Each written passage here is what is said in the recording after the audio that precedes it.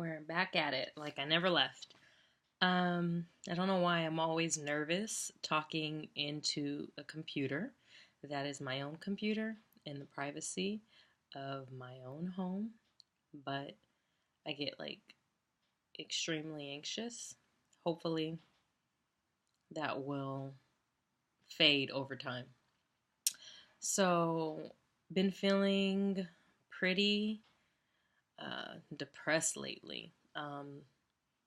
And I don't use that word lightly, like, oh, I'm just in a depressive mood. Like, no, actually, clinically depressed. And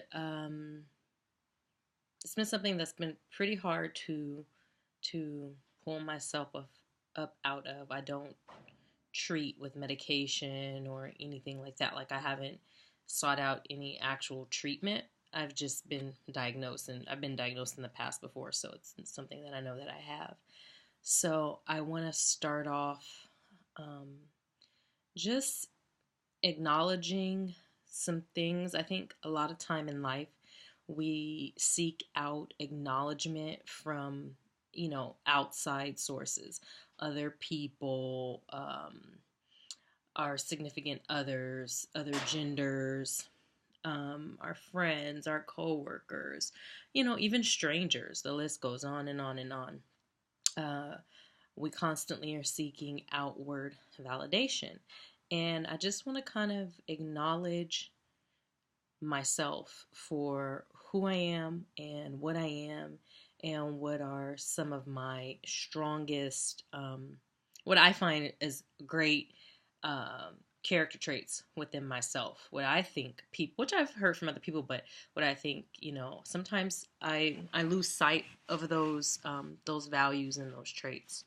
So first of all, I was talking to my supervisor today at work because I wanted to apply for another job. And I was just kind of like, you know, let's just say point blank period.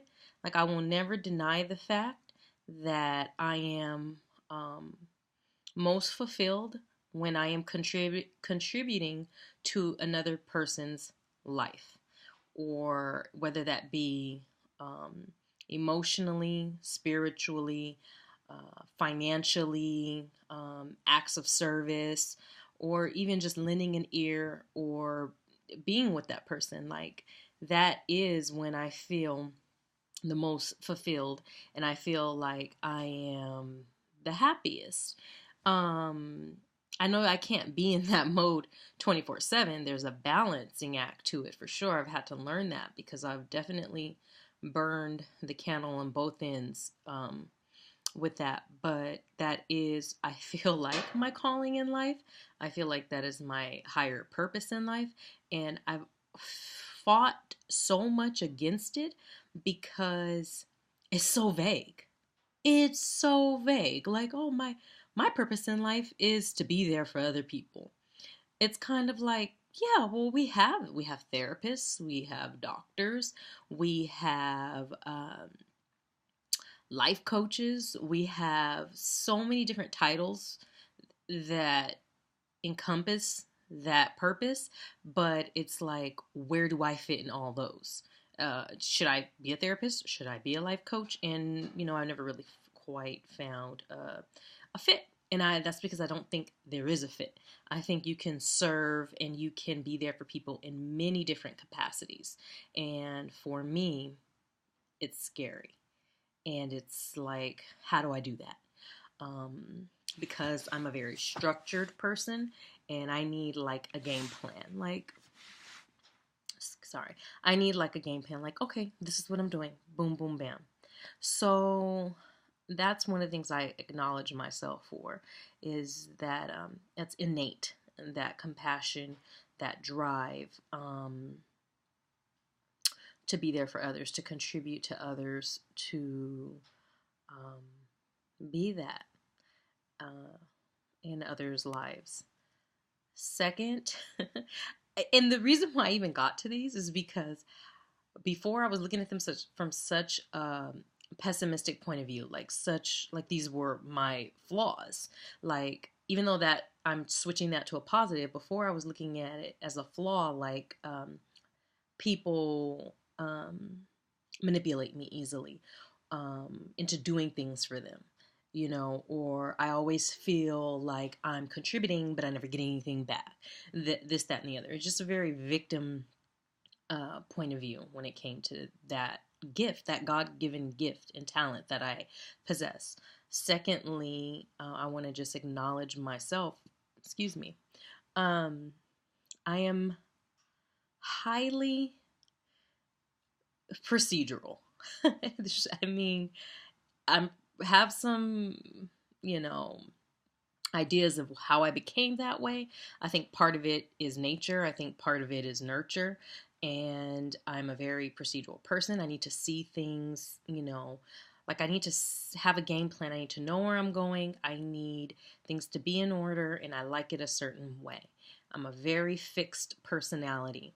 And with having that type of personality, and I've been working in healthcare for a very long time, and I've worked on certain jobs where it was very highly regulated industries by, the FDA and whatnot. And I didn't know at the time that I liked that type of work because of that, the way that I'm hardwired. So for me, quality, businesses call it quality control or whatnot. It's a big deal to me. Like, no matter where I am, like if I'm at the grocery store and I see something as simple as, you go to Whole Foods and you go to the food bar and you have, you go to Whole Foods, you're going to spend a pretty penny, right? Let's call a spade a spade. It ain't called whole paycheck for nothing. Like, I'm expecting to no less spend no less than $20 when I go into Whole Foods. Okay? And that's just on the food bar.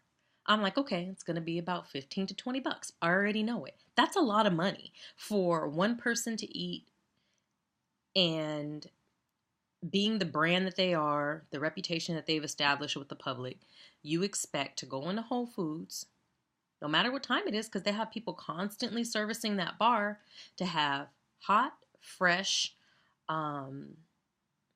clean food ready to go. I can't tell you how many times, and I'm not talking about after hours, I'm talking about during peak hours, it's just a mess. Now I know during lunch it's hard to manage the lunch crowd and the rush. I expect that. But if it's not even busy, why do you still have like old food sitting out in your hot food bar? If it's clearly been sitting there for hours, just take it out. Just remove it. If you don't have Brussels sprouts, fresh Brussels sprouts ready to go, just remove it. I am not an expert in the food industry whatsoever. Like, I've never even worked in fast food. I've never served food on a professional level. Nothing like that. But I have enough common sense to know that food's only allowed to sit out for very long. It has to be heated to a certain temperature to prevent foodborne illnesses. So when I go into Whole Foods and I go into their whole food bar and I'm going to put into my little plate whatever I'm getting, I want to make sure it's decent. I'm not here for 7-Eleven food.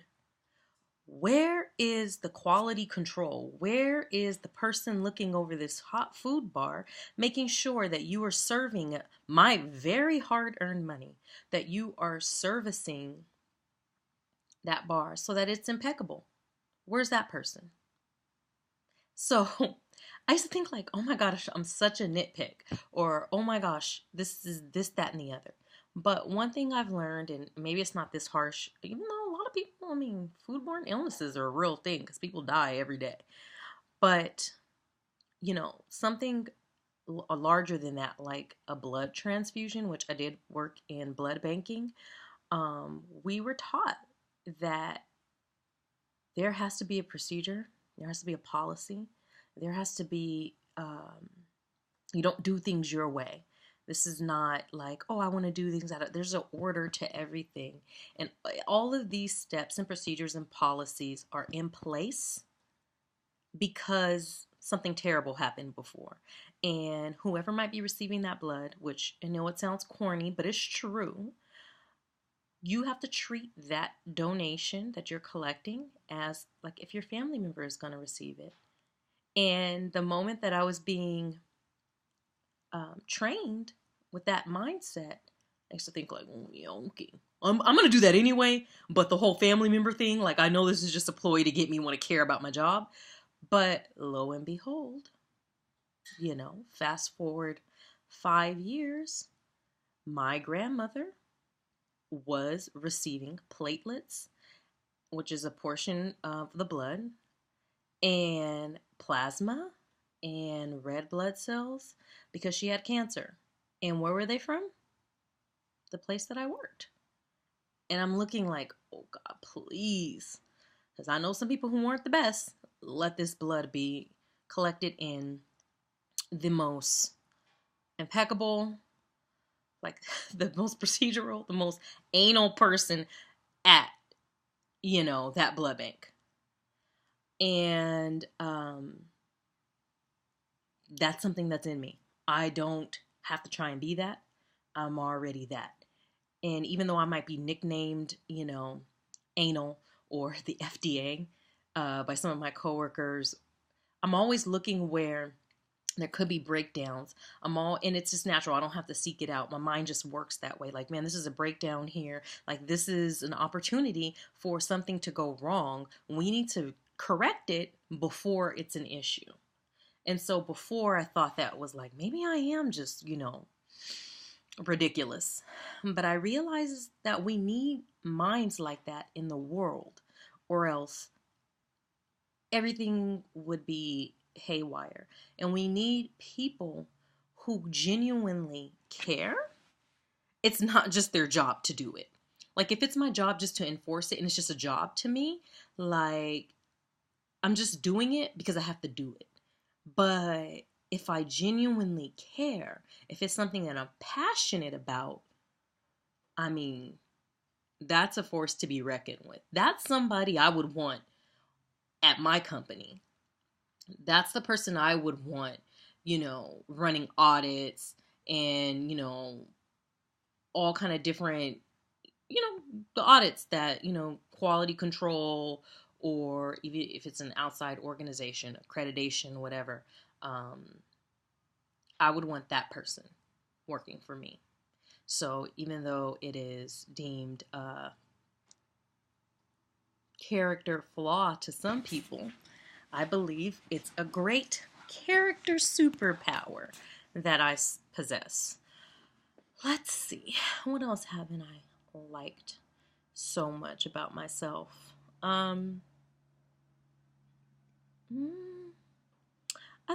I think that's kind of where I am right now, just wanting to acknowledge those two things about myself and not trying so hard to change them, just to accept that it is who I am, and it makes me me. It makes Naya Naya. It makes me um, a beautiful, and I don't say that in a sense of outward appearance, but a beautiful human, a beautifully flawed human. Um, like I said, is there a balance? Of course. And, that's something that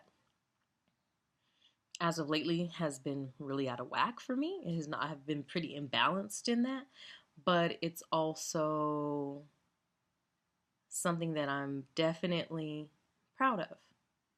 And I think, for me, sharing my thoughts on camera,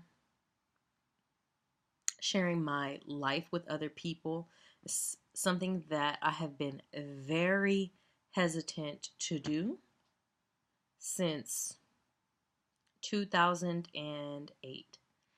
And it's something that has been on my mind since 2008. and it's never a convenient time for me. I never have the equipment, which I could have had the equipment 50 times over. I've never had the right lighting, which, as you see, I'm filming this on my MacBook Pro. Grainy because I don't have lighting and it's night. But there's no perfect time. One thing that I think we take for granted is inspiration. And you can get inspiration from, like I said before, um, outside, or it can be something that's on the inside, internal. And it's very rare that I am like moved and inspired to do it on my own. I always have to kind of like gear myself up, like watch something inspirational, like let me get into some Oprah, or let me watch some other vlogs, or let me figure out how to package this and put it together so that people will be receptive. And it's like, no, I don't think that's how it works. I don't feel in my core that that's how it works. I feel like I'll never be ready. And you just do it. Action, right? It's just about action. Um, I have a story inside of me. We're in this day and age where it's so incredibly easy to share our stories and our journeys. Don't My advice to myself and to anybody else, I mean, if you want to take it with a grain of salt, because who am I? I'm somebody to me, I'm somebody to people who know me, is there's never going to be a right time, and you get inspired by your action. It doesn't like inspiration then action. It's like, for me, it's like action and then inspiration. I'm like, oh man, it's never as hard as I thought it was going to be. So, I have a lot of words inside of me. I have a lot of thoughts. I have a lot of ideals. I have a lot of wisdom. I have experience. I have life experience. And my story is no one else's story. And for so very long, I've just been comparing myself to other stories. Like, wow, there's a lot of similarities there, so nobody probably want to hear what I have to say. Well, that's stupid, because I'm not calling me stupid. That's a stupid idea, because I don't have a twin. Even if I did, we're still not the same person. I'm just me. I'm Naya. No one else has the experiences that I have. No one else has gone through, even my siblings, even the people who have grown up with me. We still have a different perspective and a different experience. So, why not? It's something that I've always desired. I am fed through communication. I am fed through expressing myself, and I would love to see where that takes me. Um, if you want to listen, please be my guest. If you don't, I really won't know. So, like, what's the harm in that? It's not. And I could stop wearing out the ears of my friends with, sometimes with my really out of the park ideas and thought process, and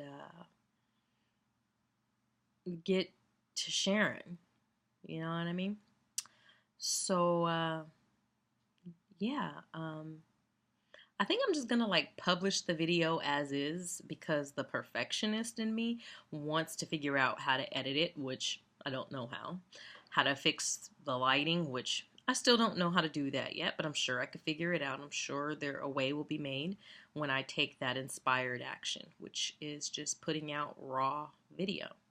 So, yeah, if you watched this video, thanks.